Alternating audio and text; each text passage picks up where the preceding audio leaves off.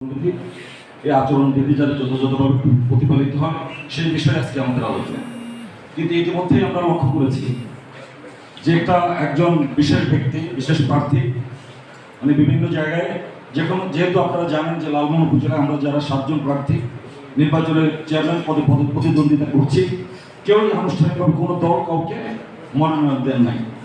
কিন্তু উনি নিজেকে একজন দলীয় প্রার্থী, একজন বিশেষ ব্যক্তির প্রার্থী হিসাবে দাবি করে বিভিন্ন জায়গায় প্রচারণায় যাচ্ছেন এবং তার সাথে দু একজন তার সহকর্মী আছেন। তারা আমাদের বিভিন্ন কর্মীরা আছেন যারা আমাদের ভোটে প্রচারণায় অংশগ্রহণ করেন, তাদেরকে বিভিন্নভাবে ভয়ভীতি প্রদর্শন করছেন। ইতিমধ্যে অনেক জায়গায় এই ধারা অব্যাহত আছে। গতকালকেও আমার এলাকায় একটা মিটিংয়ে তারা গিয়েছেন এবং উন্মুক্ত জনসভায় লোকজনের সামনে বলে 2 ভোট পাইল যে আমরা বিজয়ী হব। তো এইভাবে যে জনগণকে যেই একটা বিষয়কে সামনে নিয়ে প্রধানমন্ত্রী যে অঙ্গীকার, যে একটা অবাধ, সুষ্ঠু, গ্রহণযোগ্য এবং নিরপেক্ষ নির্বাচন, যেখানে বাংলাদেশের জনগণ ভোট কেন্দ্র যাওয়া ভুলে গেছে, সেই জনগণকে আবার ভোট কেন্দ্রে ফিরিয়ে আনার জন্য দীর্ঘদিনের যে রীতি রেওয়াজ সব বাদ দিয়ে একটা উন্মুক্ত একটি নির্বাচনের ব্যবস্থা করেছেন, যারা সবাই স্বতন্ত্র প্রার্থী হিসাবে আমরা নির্বাচনে অংশগ্রহণ করছি।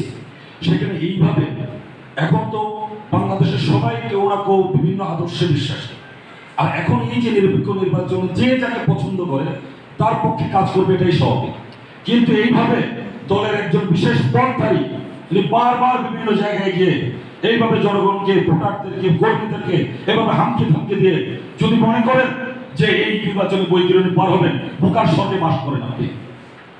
আমরা কাউকে কখন এবং আজ পর্যন্ত ইতিমধ্যে বিভিন্ন জায়গায় আমার নাম উল্লেখ করে আমাকে বিভিন্নভাবে অপমানিত করে আমাকে বিভিন্নভাবে কটূক্তি করা হচ্ছে, যেগুলো আমার ভিডিও ক্লিপের মধ্যে আছে, যেটা আমি ইতিমধ্যে বলেছি, আইন শৃঙ্খলা কমিটিতেও বলেছি যে আমরা চাই আমরা পরস্পরের কাঁধে কাঁধ মিলিয়ে প্রধানমন্ত্রীর যে দৃষ্টিভঙ্গি, প্রধানমন্ত্রীর যে চাওয়া, সেই চাওয়াটা এই লালমোহন উপজেলায় বাস্তবায়িত হোক। একটা উৎসবমুখর পরিবেশে এই লালমোহনের এবার নির্বাচনটা হোক। ইতিমধ্যে উৎসব শুরু হয়ে গিয়েছে, জনগণের পক্ষে যে সারা, ব্যাপক সারা এই নির্বাচনে তারা ভোট কেন্দ্রে যেতে চায়।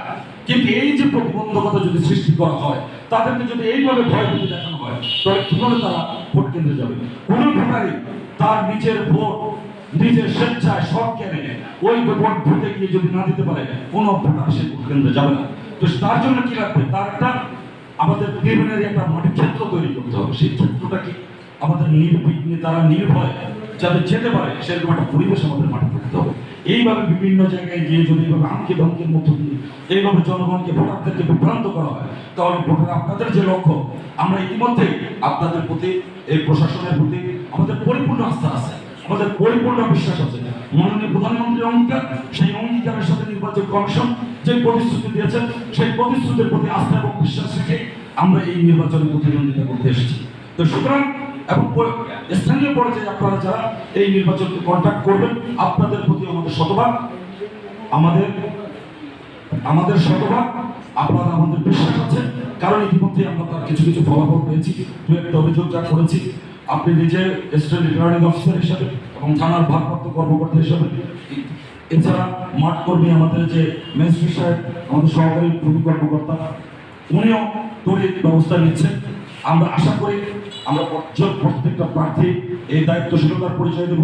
একজন জনপ্রতিনিধি হওয়ার জন্য যে যে নিয়মগুলি দরকার, আমরা তার পূর্বে আমাদের কর্মকাণ্ড দিয়ে, আমাদের প্রচারণার মধ্য দিয়ে নিজেদেরকে সেভাবে প্রতিষ্ঠিত করে জনগণের মন জয় করে আপনারা নির্বাচনে বিজয়ী হওয়ার চেষ্টা করেন। অন্য কোনো পন্থা যদি কেউ চিন্তা করেন, ভুলে যায়।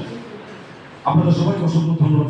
আমার আচরণবিধির বিষয়ে কিছু কিছু বিষয় তো আছে। বাংলাদেশের মানুষ অনেকদিন নির্বাচনে যায় না, অনেকদিন আনন্দ করতে পারে নাই, মিছিল করতে পারে নাই, মিটিং করতে পারে নাই। এটা আমাদের দেশের একটা রেওয়াজ।